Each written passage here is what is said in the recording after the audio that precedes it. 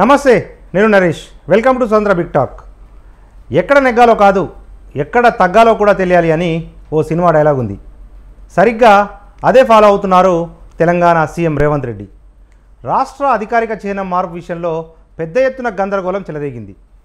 రాచరికపు ఆనవాళ్లుగా ఉన్న చిహ్నాలను లోగో నుంచి తీసేయాలని సర్కారు భావిస్తోందంటూ మండిపడ్డ విపక్షాలు దీనిపై ఏకంగా సమరానికి సై అన్నాయి. ఈ అంశంపై సీరియస్గా స్పందించిన కేటీఆర్ నిరసనకు కూడా రెడీ అయ్యారు. కానీ ఇంతలోనే సర్కారు అనూహ్యంగా స్పందించింది. లోగో విషయంలో ఇంకా తుది నిర్ణయానికి రాలేదని విపక్షాలతో చర్చించి అందరికీ ఆమోదయోగ్యమైన నిర్ణయం తీసుకుంటామని సీఎం రేవంత్ ప్రకటించారు. అంతే, ఒక్కసారిగా విపక్షాలకు అంది వచ్చిన అస్త్రం పనికి రాకుండా పోయింది. రేవంత్ అవలంబించిన ఈ వ్యూహం బీఆర్ఎస్కు ఇబ్బందిగా మారిందా? గతంలో కేసీఆర్ సర్కారు ఇలాంటి వైఖరి అవలంబించలేదని రేవంత్ చెప్పకనే చెప్పారా? సామరస్య మార్గంలోనే విపక్షాలను దెబ్బ కొడుతున్నారా? ఇవి అంశాలపై ఇవాల్టి బిగ్ టాక్లో చర్చిద్దాం.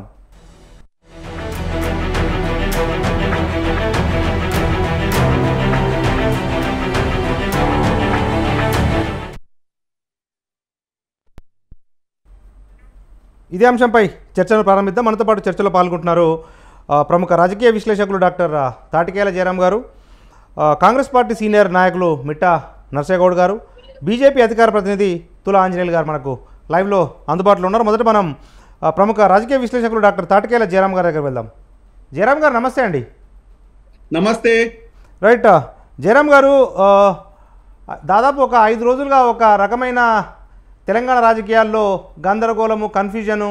ఎందుకంటే తెలంగాణ అధికారిక చిహ్నంలో మార్పులు చేర్పులు ఈ ప్రభుత్వం చేస్తుంది అని చెప్పి ఒక రకమైన ఆందోళన వ్యక్తమైంది. కానీ నిన్న మంత్రివర్గ అంటే కొంతమంది మంత్రులతో సమావేశమైన రేవంత్ రెడ్డి గారు దాన్ని వాయిదా వేస్తున్నట్టుగా ప్రకటించారు.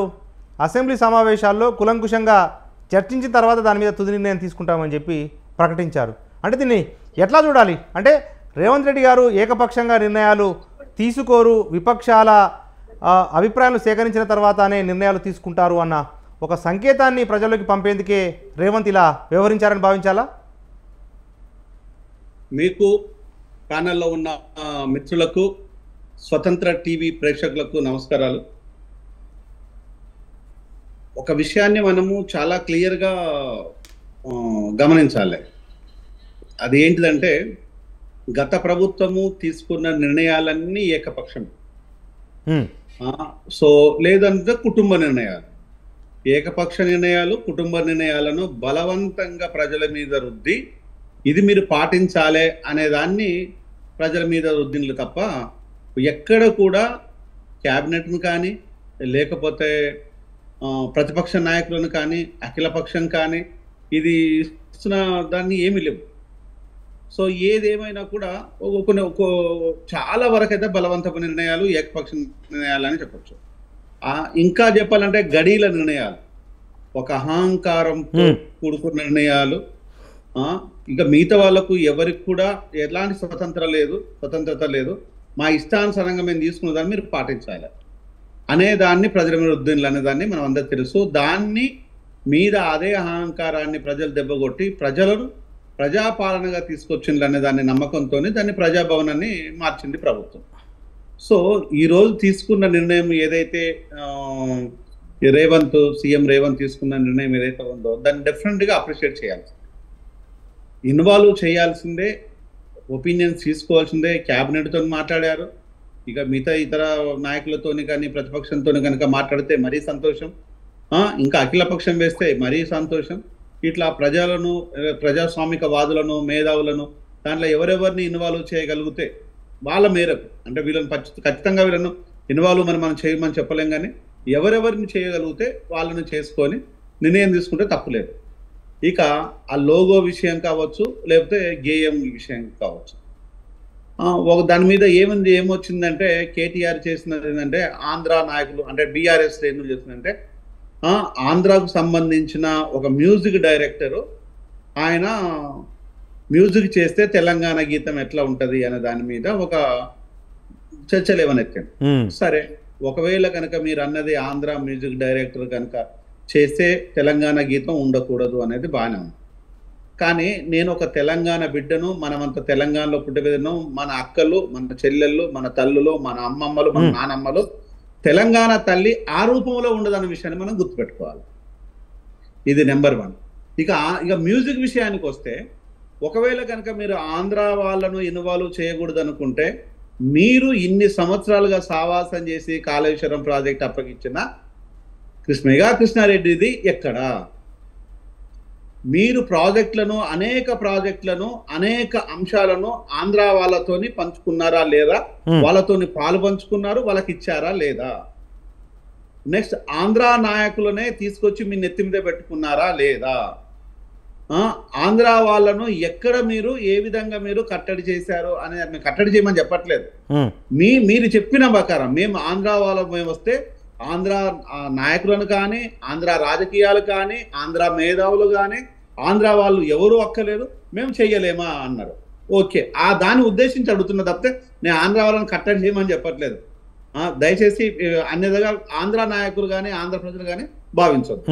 దాంతో పాటు వచ్చేసి ట్యాంక్ బండ్ మీద ఉన్న విగ్రహాలు గుర్రం జాషువా గారు, ఒక యూనివర్సల్ కవి గుర్రం జాషువా గారికి, మహాకవి శ్రీశ్రీ మహాప్రస్థానము రాసిన మహాకవి శ్రీశ్రీ, ఆయన ఒక విప్లవ కవి, విప్లవ ఉద్యమాలకు ఉన్నతమైన ఉద్యమాలకు కవిత్వం రాసిన కవి. అయినా కూడా ప్రాంతాన్ని ముద్ర వేసేసి వీళ్ళ బొమ్మలే ఎందుకు ఉండాలి అని దాన్ని చెప్పేసి ఇక్కడ తెలంగాణ బొమ్మలు ఎందుకు ఉండకూడదు అని మీరు లొల్లి చేశారు ఆ రోజు. ఆ లొల్లిలో భాగంగా ఆ రోజు మనం అంతా కూడేసి అవును అన్నట్టుగానే నమ్మించాడు కేసీఆర్ గారు. కానీ ఈ రోజు మీరు తెలంగాణ నాయకుల ఎన్ని బొమ్మలు, ఎన్ని విగ్రహాలు ట్యాంక్ బండ్ మీద పెట్టారు?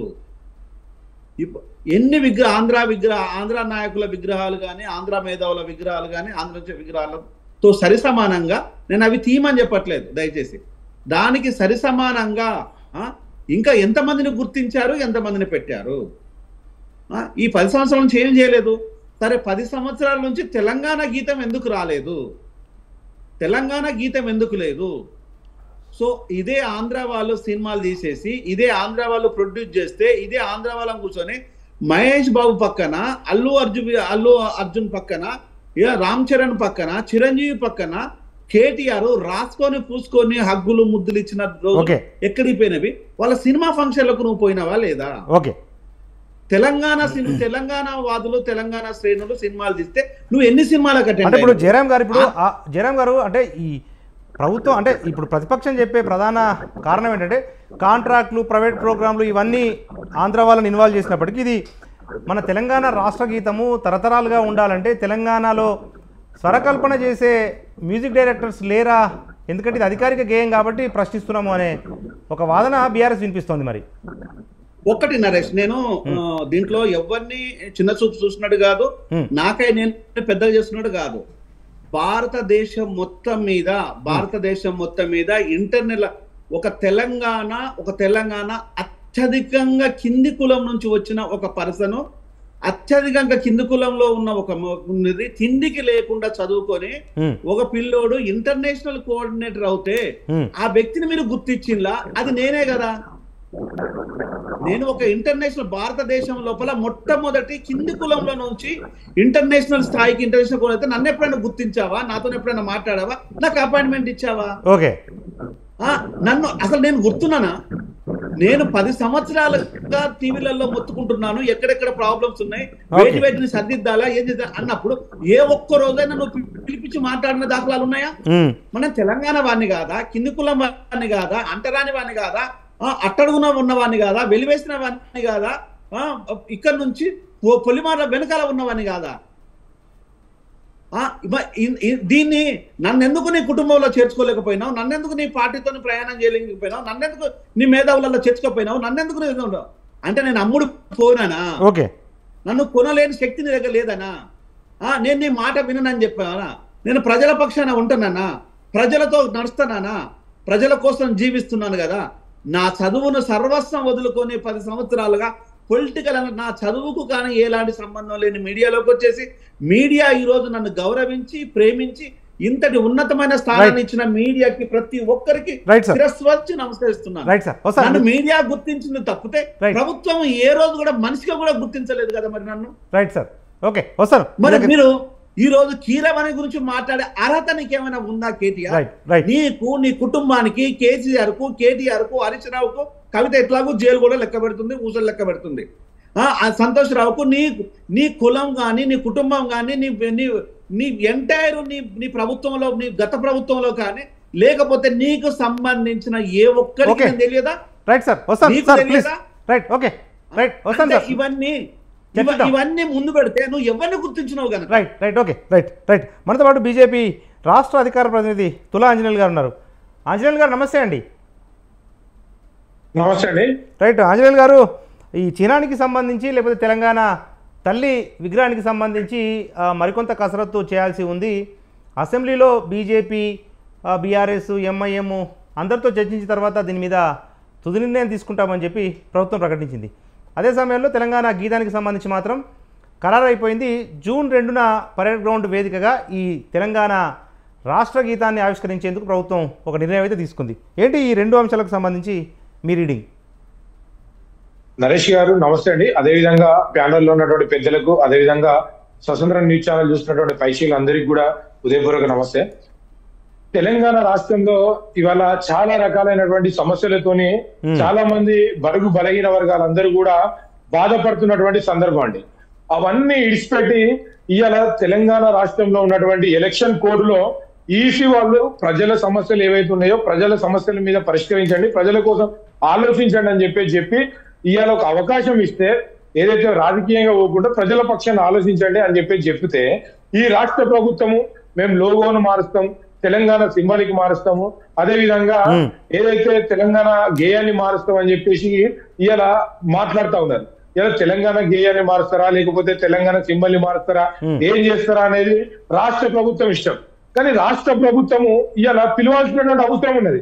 ఇలా కేవలం సిపిఐ, సిపిఎం, ఎంఐఎం ఒక 3-4 పార్టీలు ఏదైతే కాంగ్రెస్ పార్టీకి అనుకూలంగా ప్రవర్తించేటువంటి పార్టీలు ఇలా రాష్ట్రంలో మిత్రపక్షాలా లేకపోతే ఏ పక్షాలని అనుకోండి, వాటిని ఇలా తెలంగాణ రాష్ట్రంలో ఆహ్వానించేటువంటి పరిస్థితి లేదు. సిపిఐ, సిపిఎం కావచ్చు, లేకపోతే మిగతా పార్టీలు ఇవన్నీ కూడా ఎంఐఎం కావచ్చు.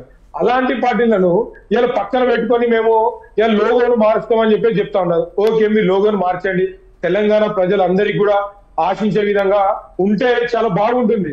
ఇలా తెలంగాణలో ఉన్నటువంటి అందరూ కూడా ఆశించేటువంటి కాకతీయుల తోరణంగా భావించేటువంటి ఇలా కాకతీయ తోరణాన్ని ఉంచి ఇలా చార్మినార్ అనేటువంటి తెలంగాణ రాష్ట్రంలో అత్యధికంగా ప్రాముఖ్యత చెందినటువంటిది కాదు. ఇలా ఒకప్పుడు పేగువాది సంబంధించినప్పుడు అప్పుడు ఏదైతే కట్టుకున్నటువంటిది చార్మినార్, అలాంటి చార్మినార్ తీసేయండి. ఇలా మీరు మంచిదే, ఓకే, తెలంగాణ కోసం సమరవీలైనటువంటి అమరవీలైనటువంటి వ్యక్తులు ఇలా 3 సింహాలు అదే విధంగా పక్కపొంటి పెట్టినటువంటి విషయం చాలా ఆనందించేటువంటి విషయమే కావచ్చు. కానీ అయినప్పటికీ కూడా మీరు అది ఇప్పటివరకు ఏకీభవించలేదా అనేటువంటి విషయాలను పక్కన పెట్టినప్పటికీ ఇవాళ తెలంగాణలో ఉన్నటువంటి అన్ని రాజకీయ పక్షాలను మేము విశ్లేషిస్తూ చేస్తామని చెప్తూనే ఒక పక్కన మేము పార్టీలన్నింటినీ సమన్వయం చేసుకొని చెప్తాము అని చెప్తూనే మరొక పక్క సొంత నిర్ణయాలు తీసుకోవడం జరుగుతా ఉంది. ఇలా తెలంగాణ రాష్ట్రంలో ఉన్నటువంటి ప్రజలకు ఇలా నువ్వు తెలంగాణ లోగోను మారుస్తావా, లేకపోతే టీఎస్ తీసేసి టీజీని పెడతావు. నేను టీజీ అనేటువంటి విషయానికి వీళ్ళు వస్తే, నేను టీజీ విషయానికి ఇదే కాంగ్రెస్ పార్టీ 2008లో నేను ఏబీవీపీలో ఉన్నప్పుడు తెలంగాణ రాష్ట్రంలో ఉన్నటువంటి మంచిర్యాల కేంద్రంలో ఉన్నటువంటి బస్సులన్నిటికీ టీజీ అని పేరు పెడితే నా మీద అప్పుడు ఇదే కాంగ్రెస్ పార్టీ ఇలా ప్రభుత్వ ఆస్తులను దగ్ధం చేస్తున్నా, ప్రభుత్వ ఆస్తులకు ఆటంకం కలిగిస్తున్నారని చెప్పి ఇలా నా మీద అక్రమ కేసులు పెట్టినటువంటి పరిస్థితి ఉన్నది. అదే ఇవాళ కాంగ్రెస్ పార్టీ ఇవాళ టీజీ అని పెట్టమని చెప్తా ఉంది. చాలా సంతోషం, తెలంగాణ రాష్ట్రం కోసం అవసరం, తెలంగాణ రాష్ట్రం కోసం పెట్టాలి. ఆ రోజు ఉన్నటువంటి కేసీఆర్ అహంకారపూరితం త్వర అనే అహంకార పారితంతో ఇలా టీఎస్ పెట్టుకొని పాలించిండు, ఇలా టీజీని వేయగలుగుతాం. అదే విధంగా ఏదైతే తెలంగాణ సింబల్ ని, తెలంగాణ లోగోల్ని మార్చుకోవాలనుకున్నప్పుడు తెలంగాణ రైతులకు సంబంధించినటువంటి సమస్యలు పరిష్కరించండి. ఇలా తెలంగాణలో ఉన్నటువంటి రైతులు వడ్లు అమ్ముడు పోక రోడ్ల మీద ఇలా వడ్లు పోసుకొని ఇలా ఏడుస్తున్నటువంటి పరిస్థితి కనబడతా ఉంది ఇలా తెలంగాణ రాష్ట్రంలో. ఇలా ఒక పక్కనేమో ముఖ్యమంత్రి చెప్తాడు తెలంగాణ వడ్లను 500 మేము ఇచ్చి బోనస్ ఇచ్చి కొంటామని చెప్తాడు. అదే దానికి సంబంధించిన ఒక మంత్రి చెప్తాడు మేము కేవలం దొడ్డు వడ్లే కొంటామని చెప్తాడు. ఈ విధంగా చెప్తా ఉన్నారు. అదే విధంగా ఇలా సింబల్ విషయంలో చూసుకుంటే కర్ణాటకలో టిప్పు సుల్తాన్ గొప్ప వ్యక్తి, టిప్పు సుల్తాన్ అది దేవుడు గొప్ప అది అని చెప్పుకున్నటువంటి అదే కర్ణాటక ప్రభుత్వం టిప్పు సుల్తాన్ సంబంధించినటువంటిది ఎక్కడ కూడా లోగోలు ఎక్కడ కూడా మెన్షన్ చేయలేండి. అదే విధంగా బీజాపూర్ సంబంధించినటువంటి సుల్తాన్ సంబంధించినటువంటి లోగోను కూడా ఎక్కడ మెన్షన్ చేయలేదు. ఈ విధంగా తమిళనాడులో కావచ్చు లేకపోతే మిగతా రాష్ట్రాల్లో చూసుకుంటే అక్కడ ఉన్నటువంటి వ్యక్తులు వాళ్ళ రాజకీయ సౌలభ్యం కోసం, వాళ్ళ ఓట్ల సౌలభ్యం కోసం కొన్ని పేర్లను వాడుకుంటూ వచ్చిరే తప్ప అక్కడ ఉన్నటువంటి వ్యక్తులను ఎక్కడ వాడుకోలేదు, లోగోలో ఎక్కడ కూడా వాళ్ళ చేర్చలేదు. కానీ ఇవాళ కాంగ్రెస్ పార్టీకి ఇంత ఇమ్మీడియట్లీ గా కాళేశ్వరం ప్రాజెక్టు కావచ్చు, లేకపోతే రైతులకు సంబంధించిన సమస్యలు కావచ్చు, ఇలా పేద ప్రజలు బడుగు బలహీన వర్గాలకు సంబంధించినటువంటి ఎన్నో రకాల సమస్యలతో కొట్టమిట్టాడుతున్నారు. వాటి అన్నింటినీ పక్కన పెట్టేసి తెలంగాణ గేయము, అదేవిధంగా సరే ఓకే తెలంగాణ ప్రజలకు అవసరము తెలంగాణ గేయము, ఇప్పుడు ఇంత ఇమ్మీడియట్ గా తెలంగాణకి అవసరం లేదు కదండి. ఎంపీ ఎలక్షన్ అయిపోయినాక రిజల్ట్ వచ్చిన తర్వాత ఈకి పర్మిషన్ బయటకు వచ్చిన తర్వాత అప్పుడు చేసుకోవచ్చు. కానీ అవన్నీ లేకుండా ఇప్పుడు ప్రజల సమస్యలు ఏ సమస్యల్లో ఉన్నారో, రైతులు ఎలా ఎరువులు దొరకక, ఆదిలాబాద్ జిల్లాలో ఎరువులు దొరకక పోలీసుల చేతిలో లాఠీ దెబ్బలు తింటున్నారండి, చెప్పులు లైన్ లో పెడుతున్నారండి, నీళ్లు దొరకక ఇలా ట్యాంకర్ల కోసం ఎదురు చూస్తున్నారండి. కాంగ్రెస్ పార్టీ వీటి మీద ప్రక్షాళన చేయాల్సిన అవసరం ఉన్నది. ఇంత ఎమర్జెన్సీ మనకు అవసరం లేదు. Right okay. మనతో పాటు కర్ణా అరవింద్ గారు బీఆర్ఎస్ రాష్ట్ర నాయకులు జాయిన్ అయ్యారు. వారి అభిప్రాయం తెలుసుకునే ముందు మనతో పాటు కాంగ్రెస్ పార్టీ సీనియర్ నాయకులు మిట్టా నరసేగౌడ్ గారు ఉన్నారు. నరసేగౌడ్ గారు నమస్తే అండి. నమస్తే సార్. నమస్తే. రైట్ సార్, ఏంటి ఇప్పుడు 4 రోజులు ప్రభుత్వం తెగ హడావుడి చేసింది, తీరా టీఆర్ఎస్ నిరసనలకు పిలుపునివ్వగానే చిహ్నానికి సంబంధించి కానీ తెలంగాణ తల్లి విగ్రహానికి సంబంధించి కానీ వాయిదా వేసుకుంటున్నాము, అసెంబ్లీలో చర్చించి నిర్ణయం తీసుకుంటామని చెప్పి ప్రకటిస్తున్నారు. ఇక అదే సమయంలో తెలంగాణలో ఎన్నో సమస్యలు ఉన్నాయి, వాటిని పట్టించుకోకుండా ప్రభుత్వం ఈ సెంటిమెంటు అంశాల పైన టైం వెచ్చిస్తుందన్నది మరొక విమర్శ కాంగ్రెస్ మీద. ఏంటి మీ సమాధానం? ముందుగా మీకు ప్యానెల్లో ఉన్న పెద్దలకు వ్యూవర్స్కు నమస్కారం. వాయిస్ క్లియర్ ఉందా? రైట్, బాగుందండి, కంటిన్యూ. అయితే ఇప్పుడు రేవంత్ రెడ్డి గారు తీసుకున్నటువంటి ఈ వాయిదా వేసినటువంటి ఈ నిర్ణయం తెలంగాణలో ఒక చారిత్రక నిర్ణయంగా మనం చెప్పుకోవాలి. ఎందుకంటే గవర్నమెంట్, క్యాబినెట్, మిగతా పక్షాలతో చర్చించిన తర్వాత కూడా అసెంబ్లీలో చర్చించి ప్రతిపక్షాలతో ఇంకా మిగిలిన పక్షాలతో కూడా చర్చించిన తర్వాతనే తెలంగాణ తల్లి విగ్రహం గురించి కానీ మార్పుల గురించి కానీ చిహ్నం మార్పుల గురించి కానీ చేస్తామని చెప్పడం అనేది 10 సంవత్సరాల బీఆర్ఎస్ పరిపాలనకు ఒక చెంపపెట్టు. ఎందుకంటే ఎప్పుడు కూడా 10 సంవత్సరాలలో కేసీఆర్ గారు ఎప్పుడు కూడా ప్రతిపక్షాలను కానీ స్వపక్షాన్ని కానీ విపక్షాన్ని కానీ లేకపోతే మేధావులను కానీ మీడియాను కానీ ఎవరిని కూడా సంప్రదించలే. కేవలం వాళ్ళు టిఫిన్ చేసే టేబుల్ దగ్గర తండ్రి, కొడుకు, బిడ్డ, అల్లుడు కూర్చొని నిర్ణయం చేసి వాళ్ళని తెలంగాణ ప్రజల మీద అది నెత్తిలో రుద్దిన నిర్ణయాలు చూసినాం. కానీ ఈ రోజు అన్ని పక్షాలు కూడా టోటల్ 4 కోట్ల తెలంగాణ ప్రజలు హర్షిస్తా ఉన్నారు. ఎందుకంటే తెలంగాణ ప్రజలకు ఏమర్థమవుతుందంటే అందరినీ కూర్చుండబెట్టి మాట్లాడి మార్పులు చేర్పులు చేసి ఫిక్స్ చేస్తున్న నిర్ణయం అనేది ఆమోదయోగ్యంగా కనిపిస్తా ఉంది. కానీ రెండో విషయం ఏంటంటే ఈ రాష్ట్ర గేయానికి సంబంధించి ఎప్పుడు కూడా అందే స్త్రీని ఆయన గుర్తించలేదు. ఫస్ట్ అసలు ఉద్యమం ఊపందుకున్నదే ఈ గీతంతో. ఎప్పుడైనా ఈ గీతం పాడిన తర్వాత ధూమ్ధాం ప్రోగ్రాములు కానీ మిగతావి కానీ అంటే ఇంతకుముందు క్విట్ ఇండియా మూవ్మెంట్ లో మనకి ఎట్లయితే ఒక స్ఫూర్తినిచ్చిందో ఆ రకంగా అందేశ్రీ గేయం కూడా అంతే స్ఫూర్తినిచ్చింది. కానీ కేవలం అందేశ్రీ ఫలానా సంబంధించిన వ్యక్తి, ఫలానా కోవకు సంబంధించిన వ్యక్తి అన్న ఏకైక కారణముతోటి దాన్ని పక్కకు పెట్టడం జరిగింది. అదే ఏ వెలమ ధోరణో లేకపోతే ఇంకో ధోరణో కనుక చేసి ఉంటే ఖచ్చితంగా దాన్ని యాక్సెప్ట్ చేసేవాళ్ళు. రెండో కీలకమైన విషయం ఏంటంటే ఆ గేయానికి, రాష్ట్ర గేయానికి ఆంధ్రకు సంబంధించినటువంటి ఆయన మ్యూజిక్ కొడుతూ ఉన్నాడు. అది ఎట్లా సమంజసం, దాన్ని ఎట్లా ఆమోదిస్తామని కేటీఆర్, కేసీఆర్ అందరూ వాళ్ళకు సంబంధించిన పార్టీ నాయకులు అంతా గగ్గోలు పెడుతుందంటే వీళ్ళకి ఏమైనా సోయి ఉందా అండి? వీళ్ళు తెలంగాణ వచ్చిన తరువాత లాస్ట్కు యాదాద్రి గుట్టకు సంబంధించిన డిజైన్ ఆనంద సాయి అని ఆంధ్ర అతని నుంచి తీసుకొచ్చింది. ఇప్పుడు యాదగిరి లక్ష్మీ నరసింహస్వామి ఏమన్నా 2 రోజులు ఉండిపోయేటోడా, 3 రోజులు ఉండిపోయేటోడా? తరాలుగా ఉండే ఆ దేవునికి సంబంధించినటువంటి విషయాన్నే నువ్వు ఆంధ్ర వాళ్ళకు తాకట్టు పెట్టినప్పుడు నీకు బుద్ధి లేదా? తర్వాత మెగా కృష్ణారెడ్డికి ఉన్న కాంట్రాక్ట్లన్నీ ఇచ్చి కోట్లాది రూపాయలు వెనకేసుకున్నప్పుడు ఆయన ఆంధ్రవాడని తెలియదా? ఇదే బతుకమ్మ ఆడుతున్నటువంటి మన కవితమ్మ బతుకమ్మ పాటలకు ఆంధ్ర వాళ్ళతోటి మ్యూజిక్ కొట్టించుకున్నప్పుడు అది తప్పు అని మీకు తెలియలేదా? ఈ రోజు గుర్తొస్తుందా? ఆంధ్ర ఏంది తెలంగాణ ఏంది కొట్లాడుకున్నాం, ఎవరి రాష్ట్రం వాళ్ళను సాధించుకున్నాం. ఇలా అందరూ అన్నదమ్ముల లెక్క కలిసిమెలిసి ఉంటున్నప్పుడు కేవలం మీ రాజకీయ లబ్ధి కొరకు మళ్ళీ ఒకసారి దీన్ని తీసుకొచ్చి తెర మీదకి తీసుకొస్తే ఏమైనా పిచ్చోళ్ళు అనుకుంటున్నారా ప్రజలు? మీరు 10 సంవత్సరాలు చూసినప్పుడు మరి అప్పుడెక్కడ పోయింది సోయ్ అని అడగరా? అందుకనే అన్ని మూసుకొని సప్పుడే కూర్చున్నారు.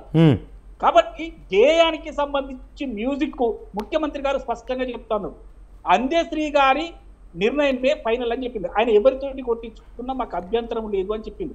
ఆంధ్ర తెలంగాణ అనేది అది పాత మాట. మనము రాష్ట్రాన్ని సాధించుకున్నప్పుడు మాట్లాడిన మాట వాస్తవం. అప్పుడు అందరూ రిసీవ్ చేసుకున్నారు. 10 సంవత్సరాలు అయింది, అందరం కలిసిమెలిసి ఉన్నాము, ఏ రకమైన గొడవలు లేవు. ఇవాళ గొడవలు లేపి ఈ రోజు మన రాజకీయ మైలేజ్ తీసుకోవడానికి ప్రయత్నం చేస్తున్నట్టుగా కనిపిస్తా ఉంది. ఎక్కడ పోయింది ఇన్ని రోజులు? మరి ఎందుకు పోలే చార్మినార్ దగ్గరికి? నేను ఒకటే అడుగుతున్నా, మీరు చిహ్నాన్ని ప్రకటించినప్పుడు 10 సంవత్సరాల కింద ఎవరిని అడిగి ప్రకటించారు? ఎవరిని? కనీసం మేధావులు అంటే ఆయన ఏమంటారు సార్, ఎవడా మేధావి, అక్కడ తోక ఎక్కువ ఉంటుందా, అల్కా ఎక్కువ ఉంటుందా, జుట్టు ఎక్కువ ఉంటుందా అని చెప్పినా అప్పుడు నీకు సోయలేదా అంటున్నా. అప్పుడు ఎవరితోటి మాట్లాడి మీరు ఇది నిర్ణయం చేసిండ్రు? ఈ రోజు మా కాంగ్రెస్ ప్రభుత్వము చర్చించింది, కొంతమందితోటి అభిప్రాయాలు తీసుకున్నది, మార్పులు చేర్పుల కొరకు అసెంబ్లీలో చర్చిస్తామని హుందాగా ప్రకటించింది. ఈ రోజు వాళ్ళకు అవకాశమే లేదు మాట్లాడేందుకు. ఏ రకంగా కూడా మ్యూజిక్ విషయంలో ఆంధ్ర అంటే చెల్లుమన్నట్టుగా అయిపోయింది. దెబ్బకు నోరు మూసుకున్నారు. ఈ రోజు గేమ్లో కూడా కొన్ని మార్పులు చేర్పులు అవుతూ ఉన్నాయి. ఇలా సిపిఐ-సిపిఎం వాళ్ళు కూడా కొన్ని మార్పులు చేర్పులు సూచించినట్టుగా వార్తలు వస్తూ ఉన్నాయి. ఏది ఏమైనప్పటికీ ఒక సంపూర్ణమైన నిర్ణయం తీసుకోవడం జరిగింది. అది కూడా ఈ మధ్యనే ఎందుకు ఈ చర్చ వస్తూ ఉందంటే, మన తెలంగాణ వచ్చి 10 సంవత్సరాలు కంప్లీట్ కాబోతా ఉంది కాబట్టి మన తెలంగాణకు అధికారిక గేయం ఉండాలన్న ఆలోచనతోటే ఈ 2వ తారీఖు, రేపు కాదు ఎల్లుండి 2వ తారీఖుకు 10 సంవత్సరాలు అవుతుంది కాబట్టి ఆంధ్ర తెలంగాణకు ఉమ్మడి రాజధాని అయిపోతుంది కాబట్టి ఆ సందర్భంగా ఈ చర్చ వచ్చింది. అంతేగాని బీజేపీ మిత్రుడు చెప్పినప్పుడు అదేంటి ఇదేంటంటే మరి వీళ్ళు ఎక్కడున్నారో తెలియదు బీజేపీ వాళ్ళు. కాబట్టి నేను ఒకటే అంటున్నా, సందర్భాన్ని బట్టి, సమయాన్ని బట్టి, ప్రజల అవసరాన్ని బట్టి కాంగ్రెస్ ప్రభుత్వం నిర్ణయాలు తీసుకుంటుంది తప్పితే ఎవరితోటో చెప్పించుకోవడానికి నిర్ణయాలు తీసుకోవడం లేదు. 10 సంవత్సరాలలో బీజేపీ నాయకులు అమిత్ షా గారు కానీ, మోడీ గారు కానీ ఎప్పుడు తెలంగాణకు వచ్చినా కాళేశ్వరం ఏటీఎం చేసుకున్నాడు కేసీఆర్ అని చెప్పడమే తప్ప ఒక్కసారి కూడా వాళ్ళకు నోటీస్ ఇచ్చింది లేదు, ఒక్కసారి వాళ్ళని అరెస్ట్ చేసింది లేదు, జైల్లో పెట్టింది లేదు. బీజేపీ సిబిఐకి అప్పచెప్పండి అని చెప్పింది. సెంట్రల్ గవర్నమెంట్ సర్వేకి వచ్చారు, ఈవెన్ చెప్పి సిబిఐకి ఎందుకు ఇస్తలేరు? మీరేం చేసిర్రు? ఒక్క నిమిషం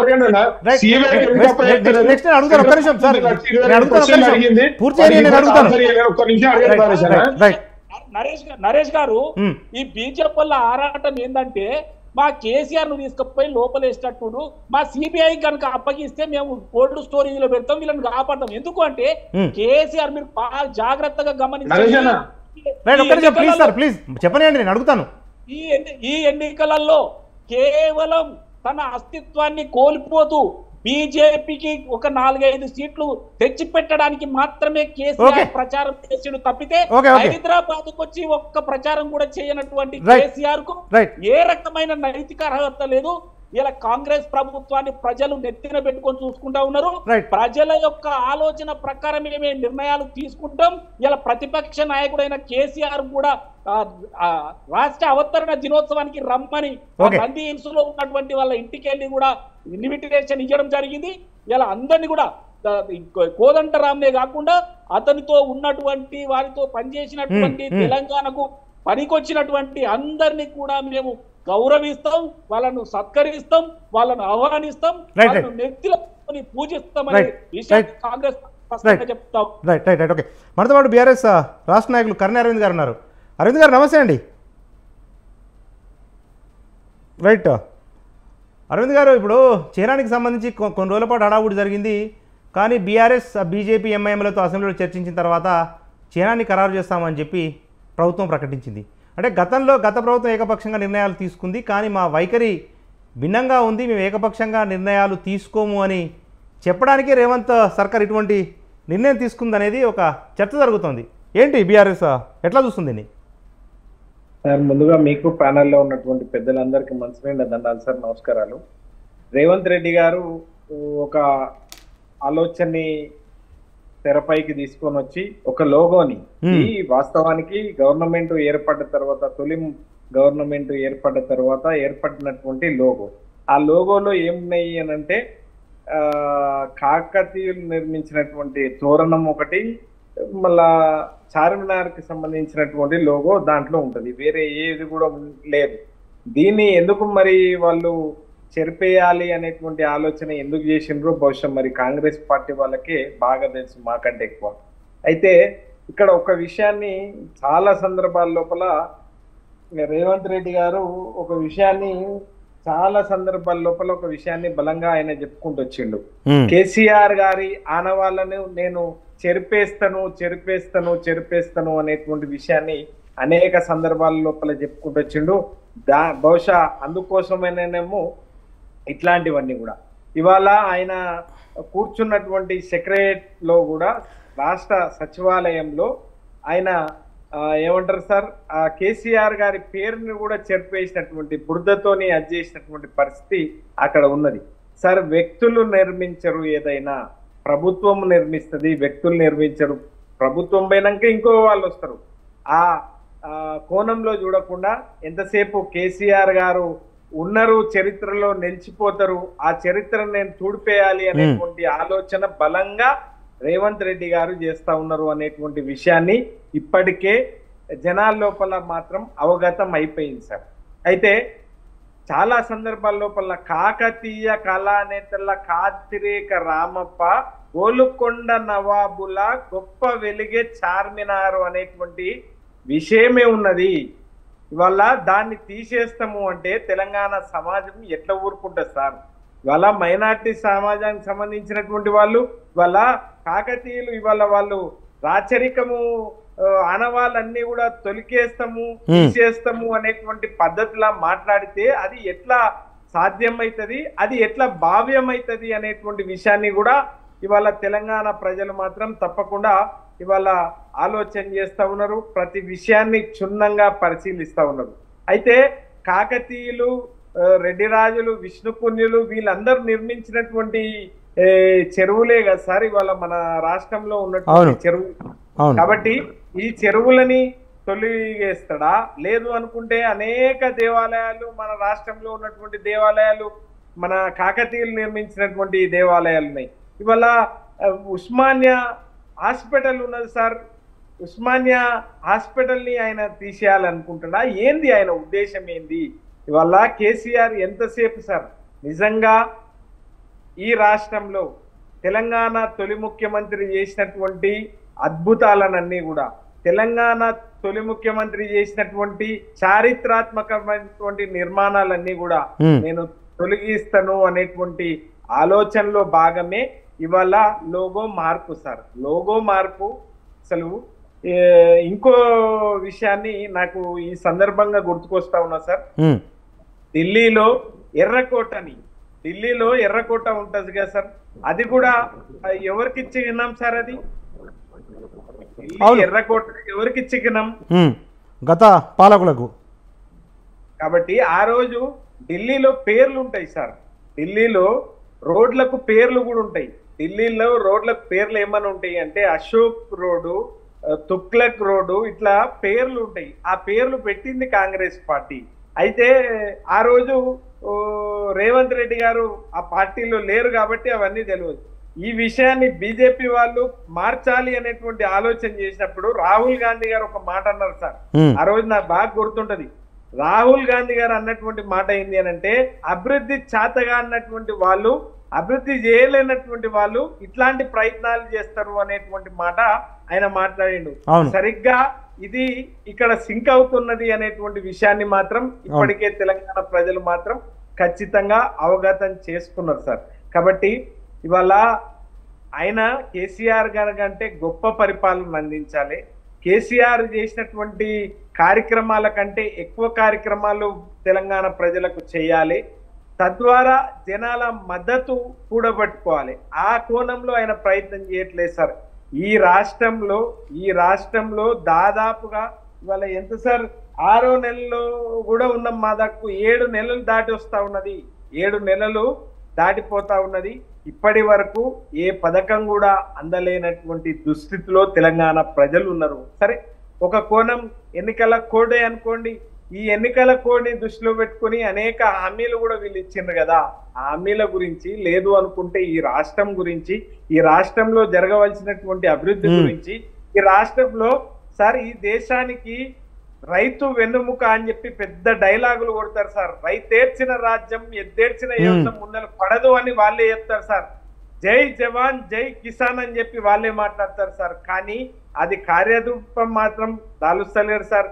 ఇవాళ అన్నమో రామచంద్ర అని చెప్పి ఆ ఆకలితో ఇవాళ రైతులందరూ ఎరువులు సార్ గతంలో టీడీపీ హయాంలో ఏ పద్ధతిలోనైతే ఉందో అయ్యాల చెప్పులు పెట్టుకొని పోతే ఇవాళ వేరే పుస్తకాలు వేరే అవి పెట్టి ఇవాళ ఎరువుల కోసం పోయేటువంటి పరిస్థితి ఇవాళ ఉన్నది. ఎరువులు అడిగితే లాఠీ చార్జీలు చేస్తా ఉన్నారు తెలంగాణ లోపల. ఇవాళ కంటి నిండా కరెంట్ ఇస్తలేరు వీళ్ళు. ఇవాళ అందుకోసమే కదా పునాస యాసంగి పంటకు వీళ్ళు పెట్టుబడి సహాయం ఇవ్వమంటే లేదు అనుకుంటే ఇవాళ దొడ్డు వడ్లు కొనము అంటే కొనను సుమా అనేటువంటి విషయం చెప్తా ఉన్నారు. దొడ్డు వడ్లకు 500 రూపాయలు బోనస్ ఇవ్వమంటే అది బోగస్ చేసింది ఇదే రేవంత్ రెడ్డి గారి సర్కార్ కాదా? ఒక్క వర్గానికంటే ఒక వర్గానికి వీళ్ళు అధికారంలోకి వచ్చిన తర్వాత న్యాయం చేసిండ్రా సార్? ఏ ఒక్క వర్గానికి కూడా వీళ్ళు న్యాయం చేయలే. ఇవాళ ఆకాశం సుక్కలు లెక్క పెట్టుర్రి అని చెప్పి చూపించిండ్రు కానీ ఇవాళ ఏ పద్ధతిలో అది చేస్తా ఉన్నారు ఇవాళ అందరు కూడా బహుశా మాకంటే ఎక్కువ మీకే బాగా తెలుసు సార్. ఎందుకు అంటే విజ్ఞానం మీరు గొప్పగా రోజు చాలా అవన్నీ కూడా చూస్తారు కాబట్టి ఒకటి వాస్తవం సార్. ఇవాళ కేసీఆర్ గారి పాలనను స్వర్ణయుగాన్ని చూసింది తెలంగాణ. ఇవాళ 7 నెలల నుంచి 6 నెలలు పూర్తిగా వస్తా ఉన్నది. 7 నెలలు లోపల మనం పడతా ఉన్నాం. ఈ 7 నెలల్లో హరిఘోషని ఎల్లగక్తా ఉన్నది తెలంగాణ. ఇది ఈ ప్రభుత్వానికి మంచిది కాదు సుమా అనేటువంటి విషయాన్ని మాత్రం బుద్ధిజీవులు మేధావులు చెప్తా ఉన్నారు. రాష్ట్రం బాగుంటేనే, రాష్ట్రం సుభిక్షంగా ఉంటేనే, రాష్ట్రంలో శాంతి భద్రతలు బాగుంటేనే అన్ని బాగుంటాయి అనేటువంటి విషయాన్ని బుద్ధిజీవులు మేధావులు చెప్తా ఉన్నారు. అనేక మైనటువంటి ఆలోచనలు గతంలోనే మనం తీసుకొచ్చినప్పటికీ దాన్ని కార్యరూపాన్ని దాల్చేటువంటి ప్రయత్నం కూడా వీళ్ళు ఎందుకు చేస్తలేరు అనేటువంటి విషయాన్ని ఈ వేదిక ద్వారా అడుగుతా ఉన్నారు సార్. ఈయన దాన్ని ఆకిట్లా పెడతా ఉన్నారు, దాన్ని కంచాన పెడతా ఉన్నారు. ఇవాళ లోగో గురించి చర్చ ఎందుకు సార్? లోగో గురించి అవసరమేముంది? లోగోని తొలగించాలి అంటే ఒక 4 రోజులు చర్చ జరగాలి. ఇవాళ వాళ్ళ ఏమంటారు వాళ్ళు ప్రవేశపెట్టినటువంటి అంశాల గురించి పక్కదో పట్టాలి అనేటువంటి ఆలోచన లోపలే ఇవన్నీ చేస్తా ఉన్నారు సార్. ఇది కరెక్ట్ కాదు అనేటువంటి విషయాన్ని మాత్రం తెలంగాణ ప్రజల పక్షాన నేను తెలియజేస్తా ఉన్నాను. ఓకే, మనతో పాటు ప్రముఖ రాజకీయ విశ్లేషకులు డాక్టర్ తాటికేల జయరామ్ గారు ఉన్నారు. జయరామ్ గారు, నిజమే కదా అంటే ఇప్పుడు పేర్లు మార్చుకోవటం లేకపోతే చిహ్నాలు మార్చుకోవటం సరే, దానికి సమయం ఉంది, చర్చించి సమగ్రంగా ప్రజాభిప్రాయ సేకరణ జరిపి చేసుకునే అవకాశం ఉంది. కానీ ఇతరత్ర సమస్యలు ఉన్నాయి. ప్రధానంగా రాష్ట్రంలో విత్తనాల కొరత ఉంది, ఆ సమస్య ఉంది, రైతులు రోడ్లు ఎక్కుతూ ఉన్నారు, లేకపోతే ఇతరత్ర సమస్యలు ఉన్నాయి. వాటి మీద ప్రభుత్వం కాన్సన్ట్రేషన్ చేయకుండా దీని మీదనే ఎక్కువగా చర్చ జరిగితే ఎవరికి ఉపయోగకరంగా ఉంటుంది? అంతిమంగా నష్టపోయేది తెలంగాణ సమాజమే కదా, రాజకీయాలు పక్కన పెడితే అనేది ఒక వాదన. నరేష్, అది అన్ని విషయాలు మాట్లాడాల్సిందే. ఏ విషయాన్ని ఏది వదిలేయద్దు. లోగో విషయాన్ని వదిలేయద్దు, సేమ్ టైం వచ్చేసి ప్రజా అంశాలు ప్రజా శ్రేయస్సును కూడా వదిలేయద్దు. రెండింటి గురించి మాట్లాడాల్సిందే. ఇక్కడ ఇంతకుముందు తమ్ముడు అరవింద్ చాలా క్లియర్ గా చెప్పిండు, వరంగల్లు తోరణం అనేది ఉండాలన్నది. అంటే దీంట్లోపల నేను చదివిన పుస్తకాలలో, అంబేద్కర్ రచన పుస్తకాలలో, ఇతర మహోన్నతమైన వ్యక్తులు చాలా మంది నేను పుస్తకాలలో చూసిన విషయాలు ఏంటంటే, ఏ వ్యక్తులకు ఏ రాజరికపు వ్యవస్థ కానీ ఎక్కడ దాసోహం ఉండకూడదు అనేది మనం కోరుకున్నది. రాజులు పోయినవి, రాచరికాలు పోయినవి, రాజ్యాలు పోయినవి. ఇప్పుడు ఉన్నది నవీన నాగరికత లోపల కాన్స్టిట్యూషన్ ఉన్నది, చట్టం ఉంది, న్యాయం ఉంది. ఇది ఫాలో కావాలి. ఇది ఒకవేళ కనుక అదే అదే మనము వరంగల్ తోరణమే గౌరవం అనుకుంటే నాకు ఒక డౌట్ ఉంది, బీఆర్ఎస్ తీర్చాల్సింది. నేను చాలాసార్లు కూడా కేసీఆర్ని అడిగిన, వరంగల్ అంటే వరంగల్ అనేది ఒక సిటీ కాదు, 3 సిటీస్, వరంగల్, కాజుపేట్, హన్మకొండ.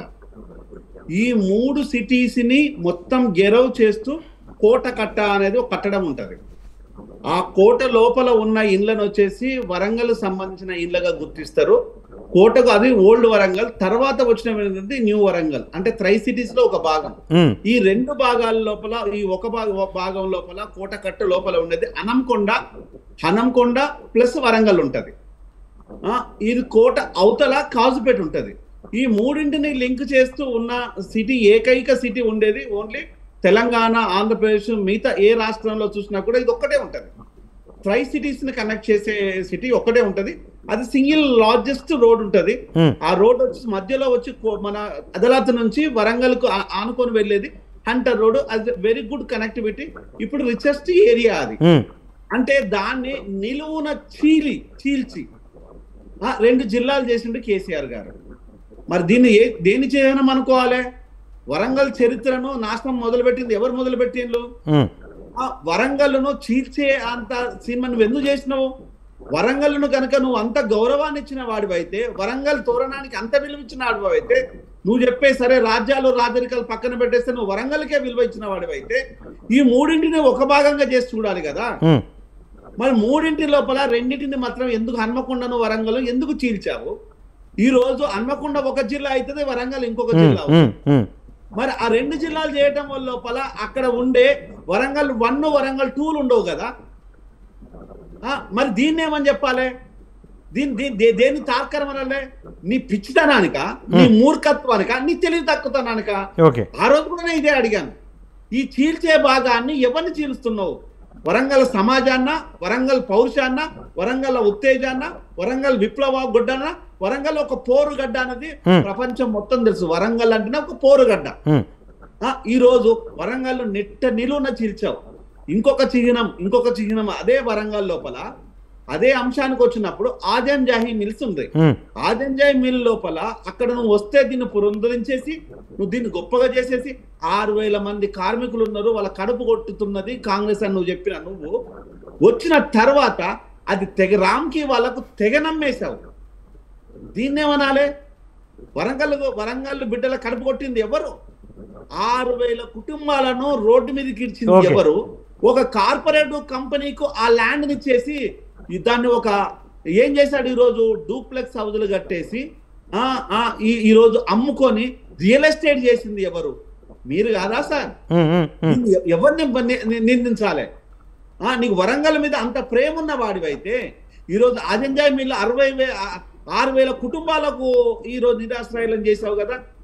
ఆ కుటుంబాలను రోడ్డుకి ఇచ్చావు కదా. దాన్ని పునరుద్ధరించకపోను ఆ ఆనవాళ్ళే లేకుండా, ఆజంజాయ్ మిల్ ఆనవాళ్ళే లేకుండా అది అమ్మేశావు కదా. దీన్ని ఏం చెప్పాలి?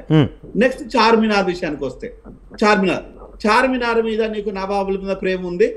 దాన్ని మాకు ఎలాంటి అభ్యంతరం ఉండదు, ఉండాలి కూడా.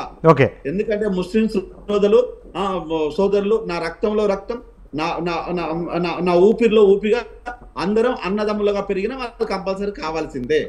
కానీ అదే ముస్లిం సోదరులు ఈ రోజు పానా చార్కాసౌ, 20 ఇదా అంటే పానాలు పట్టుకొని తిరుగుతున్నారు.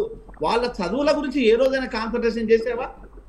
అక్కడ మూత్రం పోసుకోవడానికి సరూర్ నగర్ లోపల ఒకే బాత్రూమ్ లోపల 600 మంది అమ్మాయిలు అదే స్కూల్కు పోయి పోసుకుంటూ ఉంటుంటే దాన్ని ఇన్ఫెక్షన్స్ వస్తున్నాయని ఇదే మీడియా పెట్టినప్పుడు ఏ ఒక్క రోజున నువ్వు వెళ్ళి చూసావా?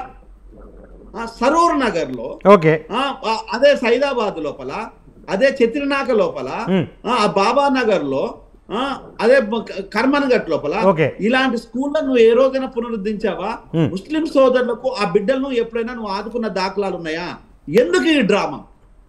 ఎవరి కోసం డ్రామా? మైనారిటీ రెసిడెన్షియల్ స్కూల్స్ ఇవన్నీ పెట్టారు కదా సార్. 8,278 స్కూళ్ళు బంద్ చేసి 1,400 స్కూళ్ళు పెడితే ఈ రోజు మనుషులు నవ్వుకుంటున్నారు. సిగ్గుతోనే తెలంగాణ సమాజం తలదించుకుంటుంది మాలాంటి వాళ్ళం. 8,000 స్కూళ్లను ఎందుకు మూసావు? 1400 స్కూళ్ళు ఎవరి కోసం తెచ్చావు? నూతన విద్యా విధానం చట్టం అనేది స్కూళ్లను కొత్త స్కూళ్ళను తీసుకురమ్మన్నది కానీ ఉన్న స్కూళ్ళను ముయ్యమని చెప్పలేదు. ఉన్న సుప్రీంకోర్టు మనల్ని ఆంధ్రప్రదేశ్ను చీవాట్లు పెట్టింది. దాన్ని ఏం చెప్పుదాం అంటే ఈరోజు ముస్లిం మీద నీకు ప్రేమ ఉన్నది, వరంగల్ మీద ప్రేమ ఉన్నది, చార్మినార్ మీద ప్రేమ ఉంది. చార్మినార్ కట్టడాన్ని ఇప్పటి వరకు కూడా పునరుద్ధరించలేదు.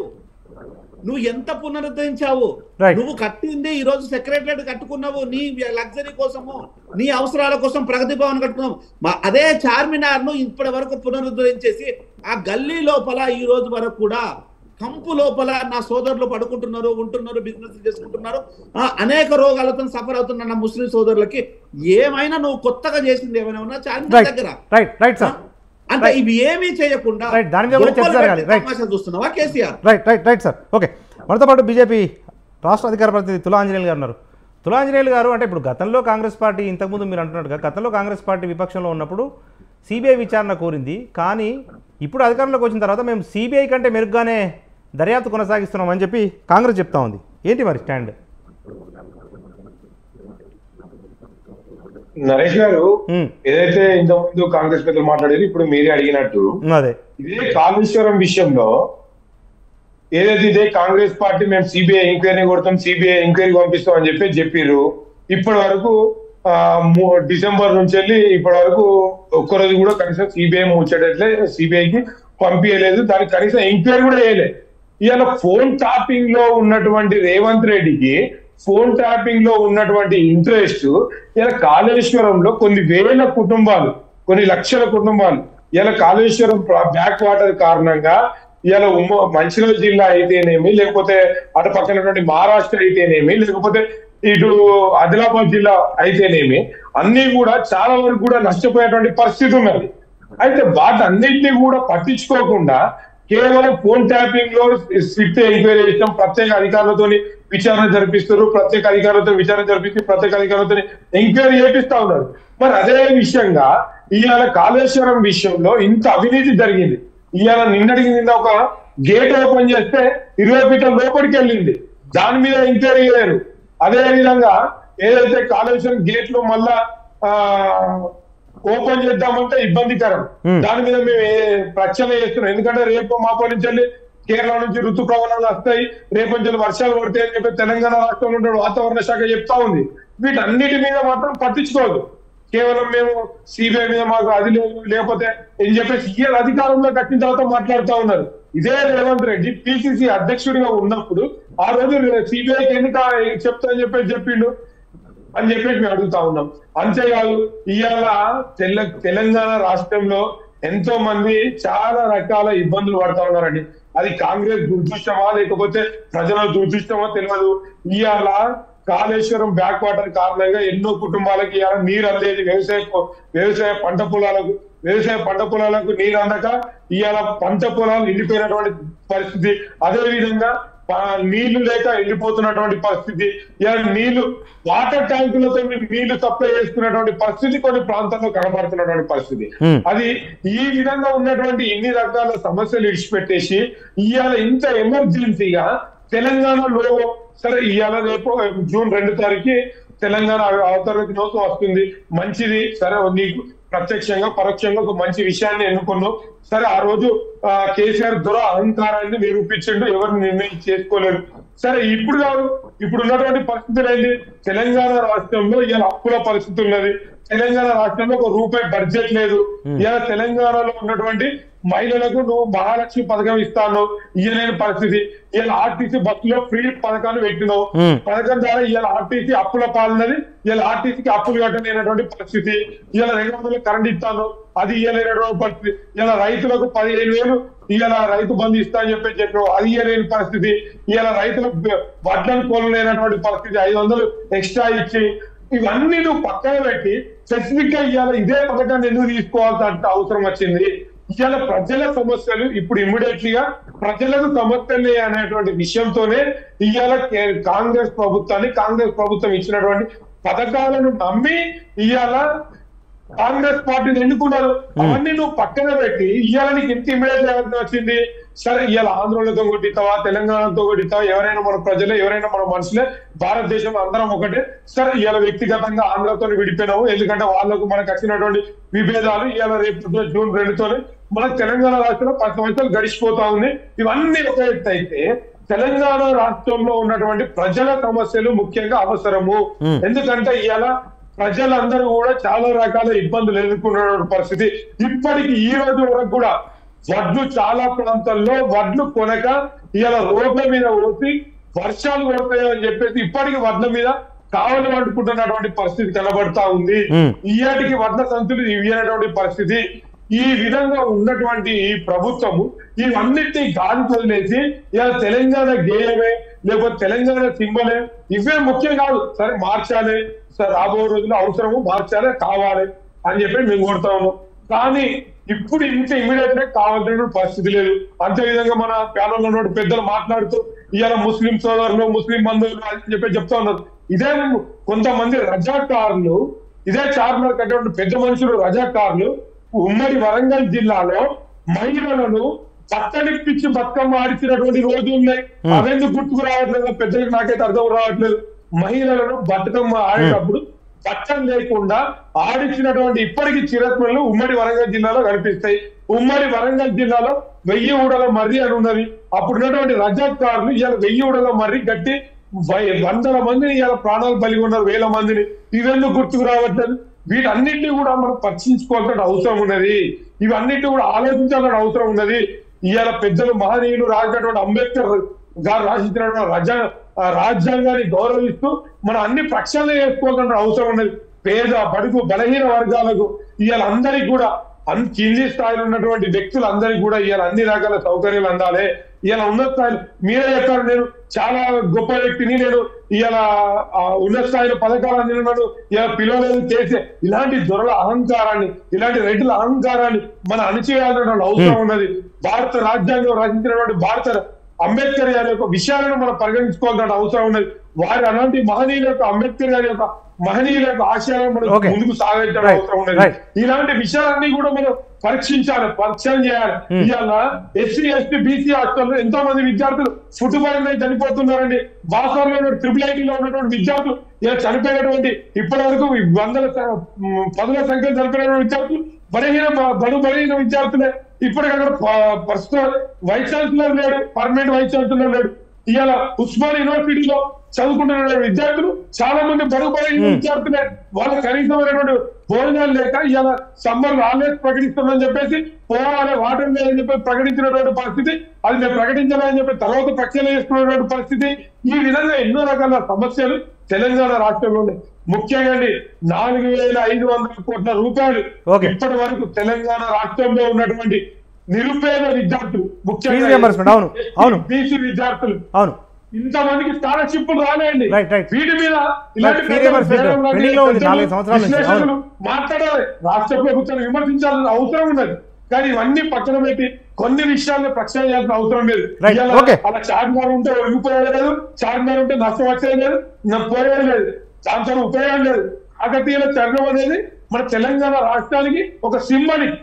కానీ పేగు వాళ్ళు వచ్చిన తర్వాత కట్టుకున్నటువంటి చార్మినార్ వంటిది, అది ఎవరికి ఉపయోగపడేది లేదు. దాన్ని బాగా చేయాలి, దాన్ని ముస్తాబు చేయాలి, పెయింట్ చేయాలి. రైట్. మనతో పాటు కాంగ్రెస్ పార్టీ సీనియర్ నేత మిట్ట నరసింహ గౌడ్ గారు ఉన్నారు.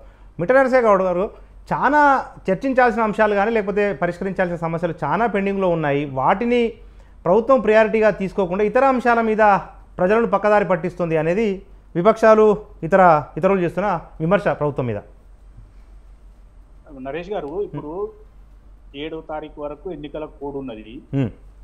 ఈ అంశాలు కూడా ఎందుకు చర్చకు వస్తున్నాయంటే 2వ తారీఖు 10 సంవత్సరాలు కంప్లీట్ అవుతుంది కాబట్టి, ఆంధ్ర తెలంగాణ ఉమ్మడి రాజధాని సమాప్తం అవుతుంది కాబట్టి, మన అంటే ఇప్పుడు వాస్తవంగా ఇప్పుడు మనకు హైదరాబాద్ విడిపోతుంటే వాళ్ళకు సంబంధం లేక అవుతుంది కాబట్టి ఇప్పుడు వాస్తవమైన వేడుకలు. బట్ ఆ సందర్భంగా ఇవి చర్చకు వచ్చినాయి. అంతేగాని ఇప్పుడు కోడ్ ఉండగా ఇది కూడా ఇప్పుడు ఒక క్యాబినెట్ మీటింగ్ పెట్టుకోవాలంటే కూడా ఎలక్షన్ కమిషన్ వాళ్ళ ఆర్డర్ తోటి మాత్రం పెట్టుకోవడం వస్తుంది.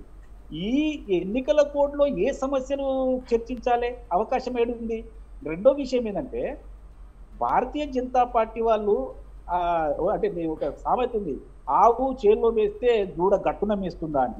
ప్రధానమంత్రి గారే తెలంగాణ ఆవిర్భావాన్ని వ్యతిరేకించిన వ్యక్తి, మరి ఈ చిన్న మోడీ వచ్చి ఆ తెలంగాణ రాష్ట్రంలో ఎప్పుడు కూడా బీజేపీ అవతరణ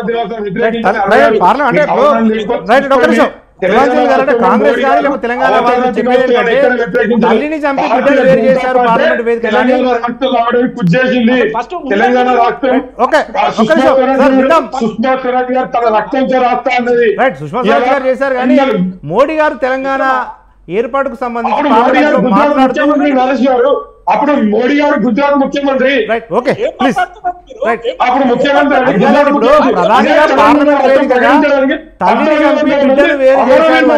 అట్లాంటి తెలంగాణ రాష్ట్రం గెలిపించాలంటే వేల సంఖ్యలో విద్యార్థులు ఆత్మబంధాలు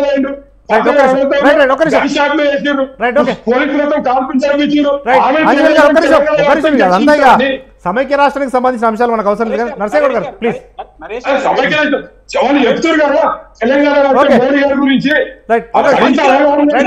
అజయ్ గారు ప్లీజ్ ఒక్క నిమిషం విందాం, మళ్ళీ మీ దగ్గరకు వస్తాను. నరేష్ గారు పనికిరాని చెత్తంతా మాట్లాడాడు ఆ బీజేపీ మిత్రుడు. నరసింహగౌడ్ గారు చెప్పండి ఒక్క నిమిషం. ఉపయోగకరమైన చర్చ కదా, చర్చ అర్థవంతంగా జరిగితేనే ప్రజలు తెలుసుకుంటారు. ప్రజలకు కావాల్సిన సమస్యలు పరిష్కరించమని ఇచ్చారు, మీరు ప్రజల సమస్యలు పరిష్కరించకుండా. ఒక్క నిమిషం ఆంజనేయులు గారు, ఒక్క నిమిషం నేను మాట్లాడతాను. ఒక్క నిమిషం ఆంజనేయులు గారు, ఒక్క నిమిషం ప్లీజ్. ఆంజనేయులు గారు ఒక్క నిమిషం. సార్ నరసింహగౌడ్ గారు ఒక్క నిమిషం. సార్ ఒక్క నిమిషం ప్లీజ్. నరసింహగౌడ్ గారు మీకు లేదు కనీస జ్ఞానం, అవగాహన లేదు, మీ రాజకీయ జ్ఞానం లేదు, మీకు రాజకీయ జ్ఞానం లేదండి, అవగాహన లేదు. కాళేశ్వరం విషయంలో నరసింహగౌడ్ గారు ఉండండి. నరసింహగౌడ్ గారు ప్లీజ్ కంటిన్యూ. నరేష్ గారు ఈనాటి పనికిరాని వాళ్ళని విలువద్దండి ప్లీజ్. నరసింహగౌడ్ గారు చర్చ నరసింహగౌడ్ గారు వ్యక్తిగతంగా అవసరం లేదండి, వాళ్ళు వాదిస్తా ఉన్నారు. ఇప్పుడు వ్యక్తిగతంగా వెళ్తే ప్లీజ్ ప్లీజ్ ప్లీజ్ ఆంజనేయులు గారు నరసింహగౌడ్ గారు ఇద్దరు రిక్వెస్ట్, వ్యక్తిగతంగా మాట్లాడుకోవాల్సిన అవసరం లేదు, పరస్పరం నిందించుకోవాల్సిన అవసరం లేదు. రైట్, ఇక మనం వెళ్దాం. ఒకటి ప్లీజ్ మీరు ఇద్దరు రిక్వెస్ట్ ఒక్క నిమిషం అండి.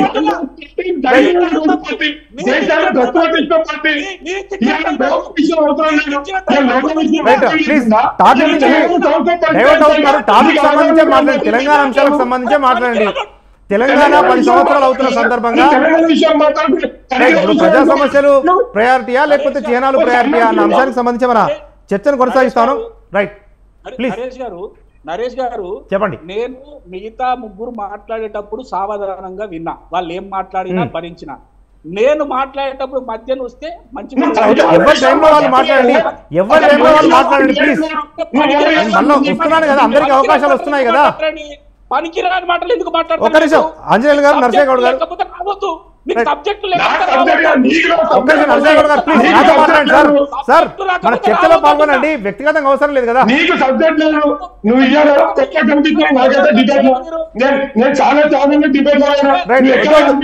సార్ ప్లీజ్ ఒక్క నిమిషం. ఓకే నరసింహగౌడ్ గారు, ప్రధానంగా ప్రశ్న ఏంటంటే, సరే 10 సంవత్సరాలు అవుతున్న సందర్భంగా మీరు చేస్తా ఉన్నారు ఓకే, కానీ ఇతర సమస్యలు కూడా ఉన్నాయి కదా, దాని మీద కూడా కాన్సన్ట్రేట్ చేస్తే బాగుంటుంది అనేది ఒక సలహా సూచన అంతే. నరేష్ గారు నేను చెప్తా వినండి. ఫస్ట్ మీరు లోగోలో ఎందుకు మార్పుల గురించి అంటున్నారు కదా. అవును, ఈ కేసీఆర్ గారు ఆయన ఇష్టం వచ్చినట్టు చార్మినార్ను కాకతీయ తోరణాలను ఏదేదో పెట్టుకున్నాడు. నేను ఒక్కటే సూటిగా ప్రశ్నిస్తున్న బీఆర్ఎస్ నాయకులను, ఈ తెలంగాణ మనకు వచ్చింది ఎలా వచ్చిందంటే విద్యార్థి అమరవీరుల ద్వారా, ఉద్యమాల ద్వారా వచ్చింది. వాళ్ళను గుర్తిస్తూ ఆ అమరవీరుల స్తూపాన్ని ఎందుకు పెట్టలేదని నేను అడుగుతున్నా. అంటే అది పెట్టకూడదా? అంటే అమరవీరులను తొక్కేసిండు, మేధావులను తొక్కేసిండు, ఉద్యమకారులను తొక్కేసిండు, ఉద్యమంలో పాల్గొన్న ప్రజలను మర్చిపోయిండు. కేసీఆర్ ఏదన్నా సాధించిండు అని అంటే 11,000 కోట్ల రూపాయల లిక్కరు ఖజానాను 45,000 కోట్ల లిక్కర్ ఖజానాగా సంవత్సరానికి మార్చిండు. ఇది ఆయన పెద్ద రికార్డ్ బ్రేక్, ఇది ఎవరు చేయలేరు. తర్వాత రబ్బరు చెప్పుల మీద విరిగిన కేసీఆర్ ఫ్యామిలీ ఇలా 1,00,000 కోట్లకు ఎదిగింది, ఇది కూడా ఆయన సాధించిందే. తర్వాత 1,00,000 కోట్ల రూపాయలు పెట్టి పనికిరాని కాళేశ్వరాన్ని కట్టి దాన్ని ముంచేసిండు, ఇది కూడా కేసీఆర్ గొప్పతనమే. తర్వాత అవసరం లేని దగ్గర ఇప్పుడు ఉన్న దీన్ని కూల్చేసి మళ్ళీ కొత్త బిల్డింగ్ కట్టిండు. అది కూడా కేసీఆర్. అంటే కేసీఆర్ బ్రాండ్ కొరకు మాత్రమే ఆయన ప్రయత్నం చేసింది తప్పితే ప్రజలకు ఏం అవసరం అనేది చెప్పలేదు. మేము అంటున్నామండి, లోగోలో రైతులకు స్థానము లేదా అని నేను అడుగుతున్నా. రైతులు పండించినటువంటి వరిని ఎందుకు పెట్టలేదు అని అడుగుతున్నా. నేను అమరవీరుల స్తూపాన్ని ఎందుకు పెట్టలేదు అని అడుగుతా ఉన్నా. ఇవన్నీ పోయి నీ ఇష్టం ఉన్న రాజరికపు సింబల్స్ తీసుకొచ్చి పెట్టుకోవడం వల్ల లాభం ఏంది అని అడుగుతున్నా. దాన్ని అందరికీ ఆమోదయోగ్యంగా మార్పు చేయడానికి ప్రయత్నం చేస్తున్నాము. అందరితో చర్చిస్తాము, అసెంబ్లీలో చర్చిస్తాము. అప్పుడు మార్పు చేర్పులు ఏమిటి అనేది మన తర్వాత. రెండో విషయం ఏంటంటే 7వ తారీఖు వరకు 7వ తారీఖు వరకు ఎన్నికల కోడ్ ఉన్నది కాబట్టి ఏది చేసినా, క్యాబినెట్ మీటింగ్ చేసినా, ఏదన్నా పాలసీ డిసిషన్ తీసుకున్నా ఎలక్షన్ కమిషన్ ఆధ్వర్యంలో తీసుకోవాల్సి వస్తుంది. అది మిత్రులు గుర్తించాలి. 7వ తారీఖు తరువాత ఇది మొత్తం ఎత్తేస్తారు కాబట్టి ఖచ్చితంగా స్పీడప్ అవుతుంది. మేము అడిగి మరీ క్యాబినెట్ మీటింగ్ పెట్టుకొని రైతుల ధాన్యాన్ని మొలుకొచ్చింది కూడా కొనాలని మేము ఇనిషియేట్ తీసుకొని మేము చేస్తా ఉన్నాము. మమ్మల్ని విమర్శించే చర్చించుకుందాం. రైట్ ఇది వాళ్ళ మన బిగ్ టాక్ లో పార్టిసిపేట్ చేసిన గెస్టులు బీజేపీ రాష్ట్ర అధికార ప్రతినిధి తులా ఆంజనేయులు గారు, వారితో పాటు బీఆర్ఎస్ రాష్ట్ర నాయకులు కర్ణె అరవింద్ గారు, వారితో పాటు ప్రముఖ రాజకీయ విశ్లేషకులు డాక్టర్ తాటికేల జయరాం గారు, వారితో పాటు కాంగ్రెస్ పార్టీ సీనియర్ నేత మిట్టా నర్సేగౌడ్ గారు. అందరికీ కూడా ధన్యవాదాలు. ఇది వాళ్ళ బిగ్ టాక్. చూస్తూనే ఉండండి స్వతంత్ర.